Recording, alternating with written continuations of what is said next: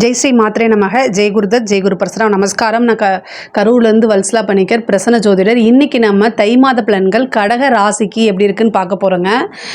இந்த மாதம் உங்களுக்கு ஒரு நல்ல மாதம் தான். இவ்வளோ நாளாக நீங்கள் நிறைய கஷ்டப்பட்டிருப்பீங்க. அஷ்டமத்து சனினால் நிறைய கஷ்டங்கள் இருக்குது உங்களுக்கு.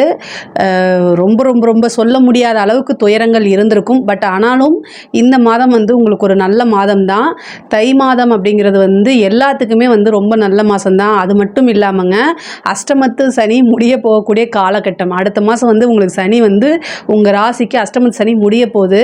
அவர் போகும்போது கண்டிப்பாக உங்களுக்கு ஒரு நல்ல விஷயங்களை செஞ்சுட்டு தான் போவார். தை பிறந்தால் வழி பிறக்கும் அப்படிங்கக்கூடியது உங்கள் ராசிக்கு 100% பொருந்தது.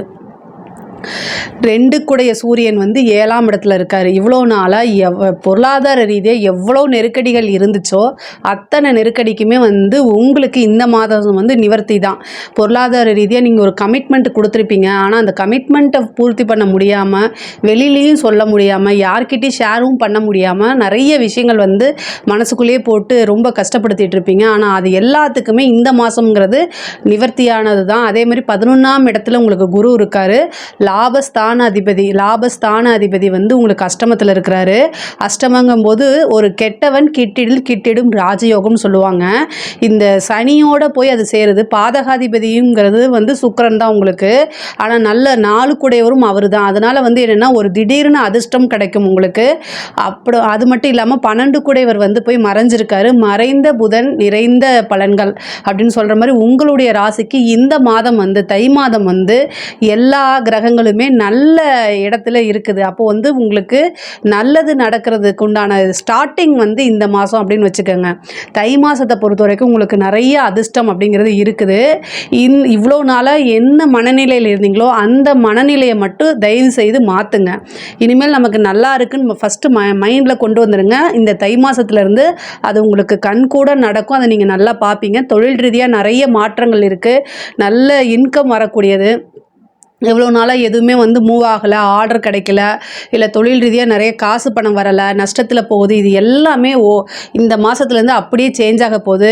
தொழில் ரீதியாக நல்ல வருமானம், நல்ல லாபத்தை சம்பாதிக்கக்கூடிய அமைப்புகள் இருக்குது. திடீர்னு ஒரு அதிர்ஷ்டம். அதே மாதிரி எங்கேருந்தோ உங்களுக்கு ஒரு ஆர்டர் கிடைக்கும். நிறைய கஸ்டமர்ஸ் வருவாங்க. நல்ல ரெகுலர் இன்கம். இது எல்லாமே இந்த மாதம் உங்களுக்கு உண்டு. இந்த மாதத்துலேருந்து அது ஸ்டார்ட்டே ஆகுதுன்னு வச்சுக்கோங்களேன். இனி எப்போவுமே உங்களுக்கு கடகராசியை பொறுத்த வரைக்கும் இனி எப்போவுமே பொற்காலம் அப்படின்னே நம்ம சொல்லலாம். 12 கூடையவர் 12 3 கூடைய புதன் உங்களுக்கு 6ஆம் இடத்துல இருக்காரு. உத்தியோக ரீதியாக நிறைய அலைச்சல்கள் உங்களுக்கு இருக்குது. பொதுவாகவே உத்தியோகத்தில் இருக்கிறவங்க கொஞ்சம் கவனமாக இருங்க. ஆனால் உங்களுக்கு பெரிய பிரச்சனைகள்லாம் இல்லை. பட் ஆனால் என்னென்னா கையெழுத்து போடுறது, ஒருத்தங்களை நம்பி ஒரு விஷயத்தை நீங்கள் செய்யாதீங்க. உங்களுக்கு ஆதாரம் இருக்கணும். நீங்கள் எந்த ஒரு விஷயத்தை பார்க்குறீங்களோ கேட்குறீங்களோ டைரெக்டாக பேசி அதில் தான் நீங்கள் செய்யணும். இன்னொருத்தங்களை நம்பிட்டு சைன் பண்ணி கொடுத்துட்டு போகாதீங்க. ஒரு லெட்டராக இருந்தாலும் படித்து பார்த்து கையெழுத்து போடுங்க. செக் புக்காக இருந்தால் நீங்கள் என்ன செய்யுங்க, அதை க்ளோஸ் பண்ணி வச்சுருங்க. உங்களுக்கு ரிஸ்க்கு நீங்கள் இந்த மாதம் எடுக்காதீங்க. ஏன்னா 12 கூடையவர் 6ல் போய் மறைகிறாரு. அதனால் உத்தியோக ரீதியாக இருக்கிறவங்க ரிஸ்க் எடுக்கக்கூடாது. யாரையும் நம்பக்கூடாது. இவ்வளோ நாளாக நிறைய கஷ்டப்பட்டுருப்பீங்க. அதுலேயே இனிமேல் நம்ம யாரையும் நம்பக்கூடாதுன்னு நீங்கள் நினச்சிருப்பீங்க. அதையே நீங்கள் ஃபாலோ பண்ணுங்கள். பெரிய லெவலில் உங்களுக்கு மாற்றம் இருக்குது. உங்களுடைய ராசியில் செவ்வாய் இருக்கார். பொதுவாகவே செவ்வாய் உங்களுக்கு 10 கூடையவர். அப்போது தொழில் ரீதியாக நிறைய மாற்றங்கள் நான் சொன்னேன் இல்லையா, புதுசாக தொழில் ஆரம்பிக்கிறதுக்குலாம் இது சூப்பர் தான். ஆனால் இன்னொரு விஷயம் என்னென்னா, பேடான விஷயம். அதாவது என்னென்னா, செவ்வாய் இருக்கும்போது உங்களுக்கு உங்களுடைய உடலை நீங்கள் பார்த்துக்கணும். இந்த பிபி சுகர்லாம் இந்த மாதம் வரதுக்கு உண்டான அமைப்பு இருக்குது. பொதுவாக கோபம் அப்படிங்கிறது அதிகமாக வரும். ஏன்னா செவ்வாய் உங்களோட ராசியிலேயே நீச்சமாக இருக்கார். 5 10 கூடையவர் நல்ல யோகத்தை கொடுக்கக்கூடியவர். பொருளாதார ரீதியாக சூப்பரான யோகத்தை கொடுக்குறாரு. ஆனால் உடல் ரீதியாக கோவத்தை அதிகப்படுத்துறது, அதனால பிளட் ப்ரெஷர் ஜாஸ்தி ஆகிறது, இந்த மாதிரி விஷயங்களை உங்களுக்கு கொடுத்துருவாரு. அதனால் ரொம்ப காமாக இருங்க. கஷ்டங்கள் வரும். மற்றவங்க நம்மளை நீங்கள் அமைதியாக இருப்பீங்க. கடக ராசியை பொறுத்த வரைக்கும் எல்லாமே நிர்வாக திறமைங்கிறது ரொம்ப சூப்பராக இருக்கும்.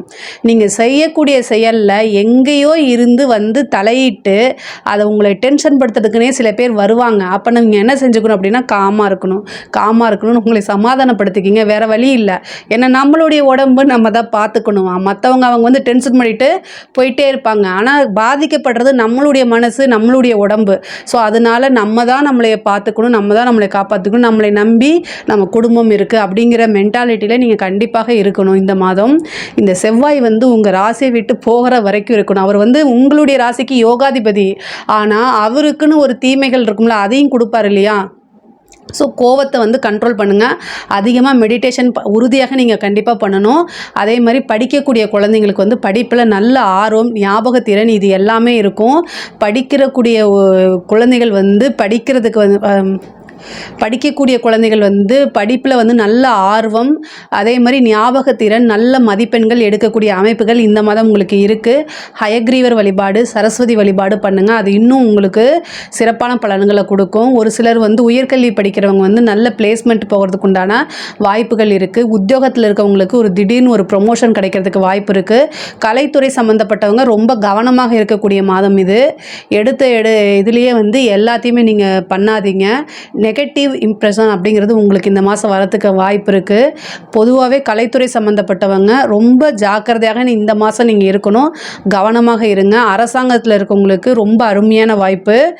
சனியுடைய தன்மைங்கிறது வந்து போக போகுது. அதனால் ஒரு பெரிய ப்ரொமோஷனோ திடீர்னு அதிர்ஷ்டத்தையே கொடுக்க போகுது. அது வந்து உங்கள் வாழ்நாள் ஃபுல்லாக வந்து ஒரு பெரிய நன்மையாக உங்களுக்கு இருக்கும். உயர் அதிகாரிகளுடைய பாராட்டு, பெரிய பெரிய அவார்ட் வாங்குறது, இந்த மாதிரி விஷயங்கள்லாம் உங்களுக்கு நடக்கும். திடீர்னு வந்து பெரிய பட்டம்லாம் உங்களுக்கு கிடச்சிரும். நீங்கள் எதிர்பார்த்துருக்கே மாட்டீங்க அந்த மாதிரி. அதே மாதிரி அங்கீகாரம் அப்படிங்கிறது பெரிய லெவலில் கிடைக்கும். இந்த மாதிரி ஆஃபீஸர் இருந்தார் அப்படின்னு சொல்லி பெரிய லெவலில் உங்களை கௌரவிப்பாங்க. பொதுவாகவே நம்ம செய்யக்கூடிய செயலுக்கு வந்து பணம் கிடைக்குது, நம்ம உத்தியோகத்தில் பணம் கிடைக்குது. ஆனாலும் ஒரு மற்றவங்கனால ஒரு ரெகக்னைஸ் அப்படிங்கிறது வந்து ஒரு பெரிய விஷயம் இல்லையா? அது வந்து இந்த மாதம் உங்களுக்கு கிடைக்கும்.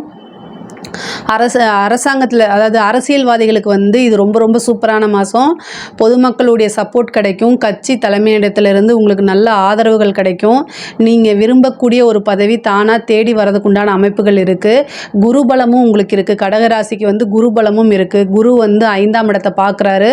அதுவும் ஒரு நல்ல பலமான இடம். அது மட்டும் இல்லாமல் 5, 10 செவ்வாயும் உங்களுடைய ராசியிலே இருக்கனால, நல்ல பலமான பொசிஷனில் இருக்கனால அரசியல்வாதிகளுக்குலாம் இது ஒரு நல்ல அதிர்ஷ்டகரமான மாதம். இந்த மாதத்தை கரெக்டாக யூஸ் பண்ணிக்கோங்க.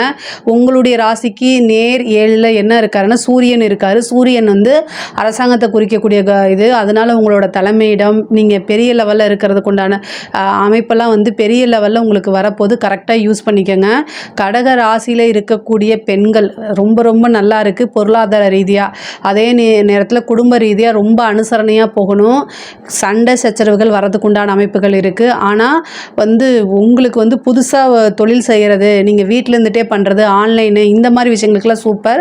ஒரு சிலருக்கு வண்டி வாகனங்கள் பிராப்தம் இருக்குது. வீடு கட்டக்கூடிய அமைப்பு, வீடு வாங்கக்கூடிய அமைப்புகள்லாம் இந்த மாதம் இருக்குது. அதே மாதிரி கல்யாணத்துக்கு உண்டான இவ்வளோ நாளாக வந்து திருமணத்தில் ஏதாவது தடை இருந்துச்சு அப்படின்னா இந்த மாதம் அந்த தடையெல்லாம் நீக்கி திருமணம் வந்து உங்களுக்கு கைகூடி வரதுக்கு உண்டான அமைப்பு இருக்குது. ஒரு சிலருக்கு திடீர்னு திருமணம் ஆகிறதுக்கு உண்டான வாய்ப்பு இருக்குது.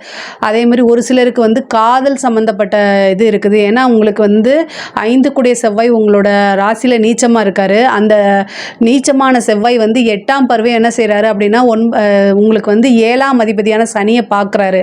அப்போ என்னென்னா காதல் சம்மந்தப்பட்டது, திடீர்னு ரிஜிஸ்டர் மேரேஜு, வீட்டை விட்டு வெளியில் போகிறது, இந்த மாதிரி அமைப்புகளை கொடுக்கும். பட் ஆனால் என்னென்னா எதுவுமே பேரண்ட்ஸ் கிட்ட சொல்லி ஆசீர்வாதம் அவங்களுடைய அனுமதியோடு கல்யாணம் பண்ணிக்கிட்டீங்க அப்படின்னா உங்களுடைய வாழ்க்கையில் எல்லாமே நன்மையாக தான் முடியும். பொதுவாகவே இந்த மாதம் வந்து என்னென்னா உங்களுக்கு சுப நிகழ்வுகள் அப்படிங்கிறது நிறைய இருக்குது.